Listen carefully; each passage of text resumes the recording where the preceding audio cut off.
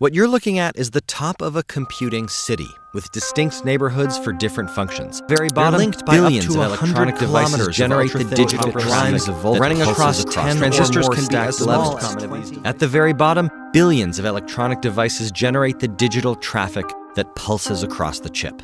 The most common of these devices is called What if the ultimate firewall, the barrier between the thought and the digital world, was finally breached? For centuries, our minds have been a prisoner of flesh, communicating through slow, clumsy intermediaries, keyboards, voices, and screens. Now, the silence is broken. The era of the Neuralink chip is in. This is the link. It's not a simple pacemaker, it's a keyhole into consciousness inside the costume chip. But the real fit is the delivery system. A surgical robot meticulously weaves over 1,000 ultra-thin flexible threads into the cerebral cortex. This is precision engineering at the cellular level. The cortex, the seat of higher learning and emotion, becomes the digital input. These electrodes capture the electrical chatter, the spikes of emotion-related thoughts. The coin-sized device then compresses and processes that raw massive data stream. This isn't streaming very thought. It's streaming that intent. That signal is transmitted wirelessly via a standard Bluetooth connection to an external app. The app decodes the intent, translating thought into action, moving a cursor, typing text, or controlling a prosthetic. The potential is to give a voice to the paralyzed, allowing them to control computers just by thinking. This is the hinge point where the BCI moves specialized research to practical, life-changing medicine. The invention of the microchip was a pivotal moment in human history, akin to the invention of the printing press or the discovery of electricity. The impact of microchips extends far beyond the realm of consumer electronics. They have empowered us to connect with each other, access information instantly, and automate tasks that were once unimaginable. So Neuralink, you'll be able to see Neuralink coming from a very long The problem is trust, because every industry, platform, and creator will have to change if the brain becomes the new interface and thought itself become entry point to the digital world. It's not only another technological change, it's the blurring of the lines between the information we consume and the human mind. A time when information won't be seen on a screen but encountered firsthand in awareness. Therefore, what we can build is not the question. It is what we are prepared to permit within the most private aspect of our identities. long distance, because any device that you implant in a human you have to go through so many tests. Media is becoming something we internalize rather than just something we view. Spoken communication has given way to a direct exchange of intentions. Additionally, content no longer vies for viewers' attention. Because what does consent look like when your mind serves as the interface? What constitutes influence or manipulation when stories are felt rather than seen? And how do we safeguard the true essence of who we are when memories, feelings, and thoughts flow freely across networks? The idea is amazing.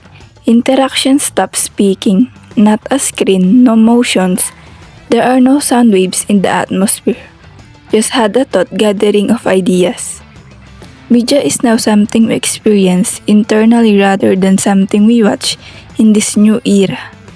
Our eyes and ears are unable to receive information. It completely avoids language and enters the neurological circuits where meaning is created. What happens though if media becomes internal?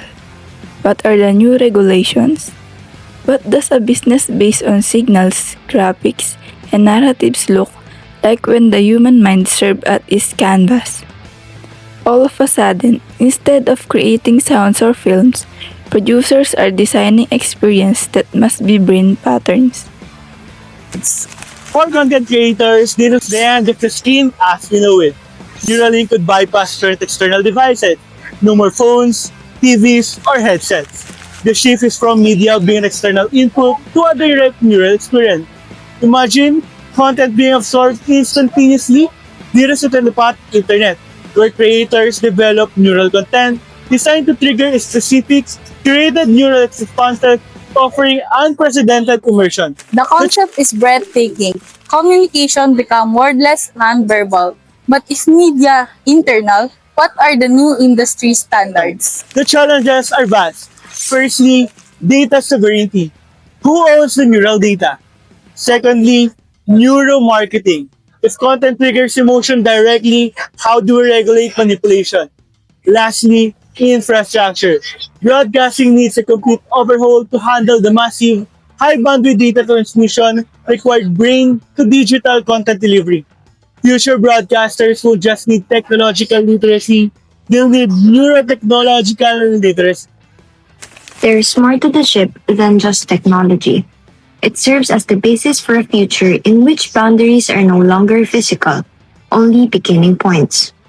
A new form of human potential, one that is not limited by muscle, movement, or even physical limitations. It is being made possible by Neuralink. A future in which ideas become deeds, because capability arises from intention. This is a daring move in the direction of integrating humans and machines, a step that makes it harder to distinguish between who we are and what we are capable of becoming.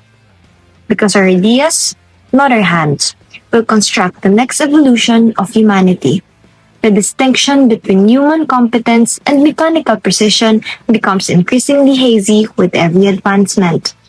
Thoughts become more like orders. Signals become action, and the seemingly impossible starts to seem inevitable. But with every breakthrough, a question arises. What becomes of privacy when thoughts can be read? This is more than innovation. It is an evolution, one unfolding in silence, beneath the surface of everyday life. And as the silent revolution begins, we stand at a defining moment. We must decide not only how far technology can go, but how deeply it should reach. The chip is the foundation for a future where physical limits are transcended. Neuralink is paving the way for human potential, and that is not defined by physical constraints. It's a bold step towards human-machine integration. We must ensure that as we empower the mind, we protect the human spirit.